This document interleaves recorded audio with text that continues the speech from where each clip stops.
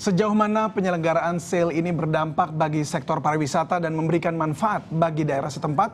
Bersama kami di studio sudah hadir Wakil Menteri Pariwisata dan Ekonomi Kreatif, Bapak Sapta Nirwandar. Pak Sapta, selamat malam dan selamat datang. Selamat malam. Ya Pak Sapta, setelah ditunda beberapa kali, akhirnya sale Raja Ampat sudah bisa dilaksanakan, bahkan besok Pak ya rencananya. Ya baik, lalu seberapa besar sebenarnya manfaat real dari sale seperti ini yang bahkan sudah beberapa kali dilakukan kepada masyarakat setempat?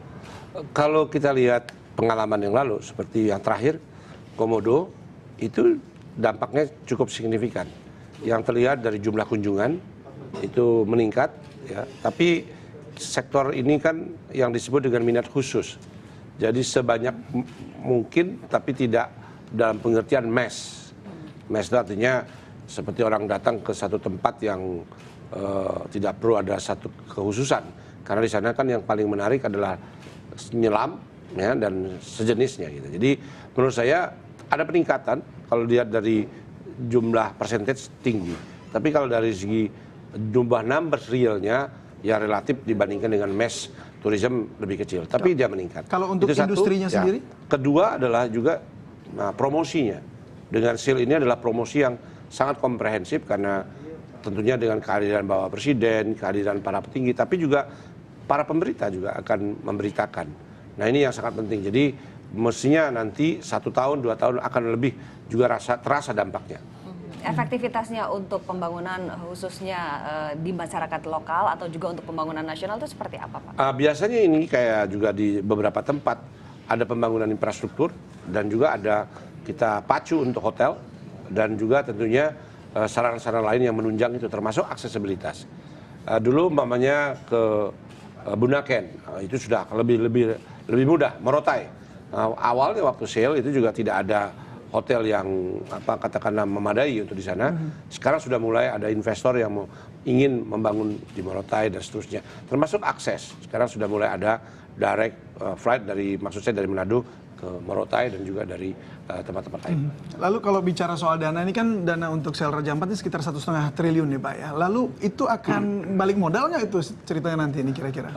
Tentunya kalau kita lihat itu kan tidak hanya untuk promosi dalam pengertian Raja Ampat, tapi itu kan banyak sekali terkait dengan infrastruktur dan sarana prasarana dan lain-lainnya. Tentunya ini in long term, untuk long term ya itu pasti akan lebih dari itu. Dan ya, kita lihat sekarang aja kita punya devisa 10 miliar dolar. Nah itu 10 miliar dolar itu sudah keempat penghasil devisa dibandingkan dengan minyak, gas, batu bara, dan palm oil. Nah itu kita. Pariwisata itu penyumbang 4. Nah yang berikutnya juga kita lihat trennya kita juga naik. Bahkan growth-nya itu di atas 12% nasional.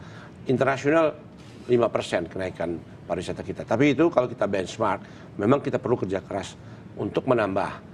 Nah, apalagi sekarang kita belum optimalkan yang tadi salah satu sale, tapi pada intinya adalah wisata bahari atau kalau bahasa kerennya integrated marine tourism. Nah, ini yang kita perlu karena kita punya 17.000 lebih pulau, kita punya pantai yang indah, bahkan pasirnya juga bermacam-macam, ada yang putih, ada yang pink, ada yang hitam. Padar Island. Island. Nah itu menurut saya ini adalah harta karun kita yang kita harus optimalkan untuk kemakmuran rakyat. Nah, bagi masyarakat jelas kenapa di Raja Ampat kita tidak bisa pindah. Jadi masyarakat Raja Ampat lah yang menerima kedatangan. Nah, umpamanya di Komodo, ya masyarakat Komodo itu tuh yang paling menikmati. Mengapa? Karena kita tidak bisa pindahkan Pink Beach itu di tempat lain. Nah itulah pariwisata in situ, jadi tempat itu. Sehingga ini juga disebut juga secara by design, by alam, pariwisata itu juga memberikan pemerataan pembangunan. Oke, sale ini sendiri kan sudah dilaksanakan sejak tahun 2009 ya Pak, mulai dari Bunaken. Nah, bisa nggak kita evaluasi dari tahun 2009 sampai yang sekarang, ini seberapa banyak kontribusinya untuk pembangunan? Pertama Bunaken jelas semakin banyak yang berkunjung, bahkan angka statistik juga melihatkan tren naik, ya itu, dan juga ada dampak ikutannya. Kalau kita ke sana kan tidak semua ikut nyelam, tapi paling tidak mereka juga bisa menikmati Manado, bisa menikmati heritage yang ada di sana, termasuk juga jangan lupa kuliner di sana juga Manado juga begitu hebat. Sehingga ini menjadi katakanlah trigger untuk orang datang atau memberikan informasi promosi kepada masyarakat untuk ke Manado. Persentase kontribusinya bisa dapat? Kalau rata-rata ya kita dengan PDB itu sekitar 7-6% ya. Kalau dengan PDRB bisa di atas itu. Menurut saya cukup signifikan. Kita lihat juga umpamanya terakhir Komodo. Komodo juga meningkat ya, juga jumlah cukup ya besar.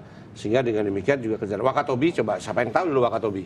Nah sekarang Wakatobi itu terutama untuk penyelam amatir maupun profesional, katakanlah dia tidak bisa mati dulu sebelum dia menyelam di sana. Ini salah satu contoh. Dan apalagi nanti kita lihat juga Banda dan seterusnya. Ini yang tentunya pemerintah melakukannya dengan secara sistematis dan berkalender.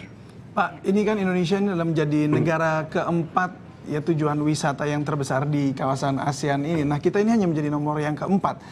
Tapi apa yang menjadi sebenarnya kendala pertumbuhan? Kita kalau nggak salah rata-rata 8% ya pertumbuhan. 9% bahkan sekarang ya. Nah ini kira-kira apa sih yang menjadi kendalanya? Tapi sebelum Bapak menjawab kita mau jeda dulu sejenak. Ya, kita lanjutkan nanti ya Pak ya. Jangan kemana-mana, Icon Outlook akan segera kembali.